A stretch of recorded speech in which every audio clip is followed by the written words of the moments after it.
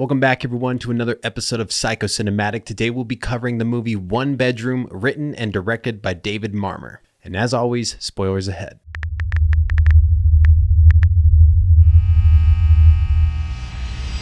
So first I gotta say, this movie I don't think is very popular, but I think it definitely should be. It gives off a similar energy to me and a similar story type as Fresh, and I think Fresh did pretty well. So I highly recommend you checking out this film. It's apparently going to be on Netflix until December 31st, 2022. And then who knows where it's going to be after that, but I'm sure you can stream it somewhere. So the first thing that I noted is that the apartment complex that Sarah goes to look at, the place where this whole story unfolds, is called Asilo del Mar, if I'm pronouncing that correctly, which from Spanish to English translates Asylum of the Sea. A little bit of a red flag there. Asylum. Normally asylum isn't a great thing. It's where people go. It's like the loony bin, a bunch of crazy people living together, or you're seeking asylum because you're fleeing a country or, who knows. So definitely not a good sign, but Asylum of the Sea, I was like, I feel like there's got to be some more meaning to that, not just that they're in LA and it's close to the ocean. And I think it's because the person who founded this whole cult, his name is Charles. So Charles starts with the C. I know it's a different C, but Asylum of the Sea, I think that's what it is. This whole movie consistently has symbolism for Jesus and Christianity, and it just continues to allude to that stuff. And the first thing that I connected was, with the cat, Giles or Giles. I can't remember how they pronounce the cat's name. The cat was paying for the sins of the father. And I'm sure you've heard that phrase before, but, basically just paying for what your parents did. And that's talked about a little bit in the Bible, but not necessarily like that. But then I was thinking Jesus dies for our sins to pay the debt eternally. But she hasn't been converted into their way of life. So she's going to pay for her sin, her rule break of sneaking in the cat, by having her cat thrown in the oven. So when she's initially sneaking her cat into the apartment, I wrote down that there is no way ever that I could do that with my own cat, because I have the noisiest cat, I think, in existence. And every time we try and take her out of the house, whether it's for someone to watch her while we're going on a trip or when we moved, she has a full-blown meltdown and is very vocal about it. So yeah, I would have gotten probably offed right in the beginning. They're like, oh, and your cat's so fat we can't even fit her in the oven. So this is the second time that I'm watching this movie, and when I was talking to my family about it before I went to watch it again, my brother did have an interesting comment because I was explaining how the title is, so they can go and find it on Netflix, 1BR, and he said, shouldn't it be called 1BD? Because when you look at home listings, it's BD for bedroom and BA for bathroom. And I can only assume that it's the same thing with apartments. I've never actually looked for an apartment before, just houses. Now we see Lester for the first time reading the book, The Power of the Community, which is effectively their Bible, another tie to Christianity or just religion in general. During one of Sarah's first nights in her apartment, she looks up at the smoke detector, and it's foreshadowing not only one thing, but two things. One, that she is being surveilled. There's a camera inside that smoke detector that is watching her. And then also that smoke detector is going to be going off in a couple days when they decide to roast her cat like a Thanksgiving Day feast. And unfortunately, when her cat is put in the oven, I couldn't help but think, cue Cousin Eddie. If that cat had 9 lives, she just spent them all. And then also, it smells like fried pussycat. That poor cat. I also noted that when Sarah is being tied up on the chair when she's first being attacked by Brian, she makes a pretty good attempt to get out of there. I was very impressed. She fell over. I think she knocked him over. She got out of the room, but of course she was too trusting of the people living there, because why would you think that they're all in on this thing? But I love the writing here when she says, why is no one helping me? And I'm like, we are helping you. That's the creepy thing about cults, is that they're probably doing it because they genuinely believe in it. So later when Sarah wakes up in the room where they're going to be putting her in the stress position with her hands up against the wall, and she has to lean pretty far back and it's supposed to be uncomfortable, I immediately drew this connection. It is analogous to Too Hot to Handle. Now hear me out. And real quick, if you don't know what Too Hot to Handle is, it's this really dumb dating show on Netflix. It's actually really funny because they make fun of themselves, but basically a bunch of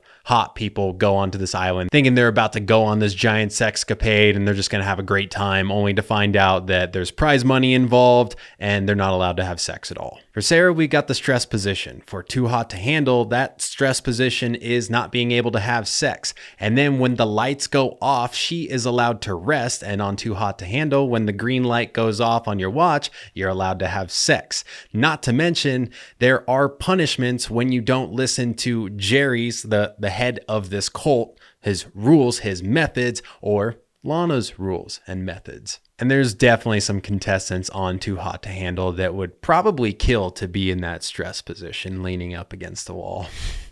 When I was looking up this movie to try and see if there were any fun facts on IMDb, I came across someone making the argument that she's not actually being brainwashed while she's down there because it's happening too quick, and that's not technically brainwashing, but I mean, it technically is when you look up the definition of brainwashing. She's being forced and abused to take on this new mindset. Not only that, but there's this loud song that continues to play. They're strobing her out. They're basically breaking her like a wild horse. Sarah eventually breaks that stress position, and they come in to fix this problem by nailing her hands to the wall. And once again, here's some Jesus symbolism. She too is getting her hands nailed. But there's got to be something more. But what is it? And then I came to the conclusion that they are metaphorically killing her so that she can be born again. So Sarah eventually gets released from that room to be assimilated into their community, and she's going through all these creepy lie detector interviews with very personal information that is being asked about her. And when she's being shown the ropes of everything, she sees that Jerry lets one of the community members, out into the world of LA. And he says, we can't expect to change the world if we're not going out into the world. Once again, Christianity, going out there and sharing the gospel. Sarah starts to receive more duties from the community. So now she's working in the surveillance room where she notices that they too are being surveilled. The first indication that this whole cult goes beyond this apartment complex. And then I totally forgot from the first time that I'd watched it that they brand you behind the ear. And then when she later goes to kill Jerry, she sees that he too has a brand behind his ear. So that's the second indicator that the cult is bigger than this. And after Sarah kills Jerry, she expects everyone to just snap out of it. But of course they don't. I mean, I guess besides Lester, because they assure her it doesn't matter who is in charge. This community is self-sustaining. They've all been brainwashed so hard, and they're probably so afraid because of their 4 pillars or whatever they had in this movie that they are going to be reamed by their community members because they are always watching and they are going to hold you accountable. So Lester ends up saving the day by holding off some of the community members long enough for her to escape out the locked door before he kills himself. Ray Lester, the poor misunderstood man who also seems like he has an allusion to the Bible with his eye, an eye for an eye. He tried to get out and they took his eye. And now we get to the phenomenal ending. I love when movies end like this. I'm getting chills right now just thinking about it. And it reminds me a lot of The Invitation from 2015, that movie when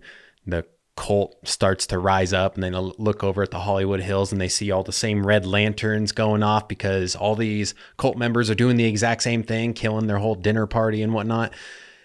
Well, that happens here when she moves on to the next apartment and then sees that it too is ran by the same company that ran the last one that she was at. And then you see all the red sirens going off, and she just takes that second to basically just laugh at the situation. Probably a coping mechanism like, oh my God, can't believe this. But I love that she decides to choose to run and continue to fight for her survival. She seems to embody what her friend Lisa said earlier in the movie when she was talking to her, I just don't get how you can, basically stand up for yourself. And Lisa replies, you just need to sack up and do whatever it takes to make it. And that's exactly what she's doing. And I'm glad that they showed that too, because they could have just left it at all the lights going off, and then we don't even know if she continues, or they could have had someone run up on her and just completely defeat all that hope that you had for her getting out, because there's a mere scintilla possibility that she'll get out, but probably not. Definitely have a better chance though. Probably got to run like a half mile, I would assume. What's crazy about this movie though is when you think about a locked apartment complex, it seems like this is pretty doable. Like this could actually happen. I mean, obviously cults happen crazier than this happen. You know, like this idea is not even that wild that it's just like, oh, we're just a community and whatnot. I mean, there are cults out there that they easily get to the point where it's like, yeah, you gotta do all this, but I fuck your wife and your wife and your wife. I don't fuck with apartments, man. All right, now for the joke moral of the story. The reason that LA's homeless population is so high is because all the apartments are ran by cults, and it's pretty hard to find a decent candidate to come and live in your apartment when you're in the self-absorbed capital of the world. All right, and now for my review versus Rotten Tomatoes. Rotten Tomatoes, the critics gave it 88% and the audience gave it 52%. And where I stand, I'm an 8.5 out of 10, so an 85%. I thought this movie was really good. Honestly, don't know why someone wouldn't enjoy it, because it keeps you on the edge of your seat the entire time. It's dark, it's a thrill ride. And then that ending. I mean, come on, that ending. Fuck. Anyways, that's all I have for you guys today on the movie 1BR. I hope you enjoyed this episode of the podcast. If you did, leave me a thumbs up, comment what you thought down below, and then don't forget to subscribe if you haven't already, and I'll see you in the next one.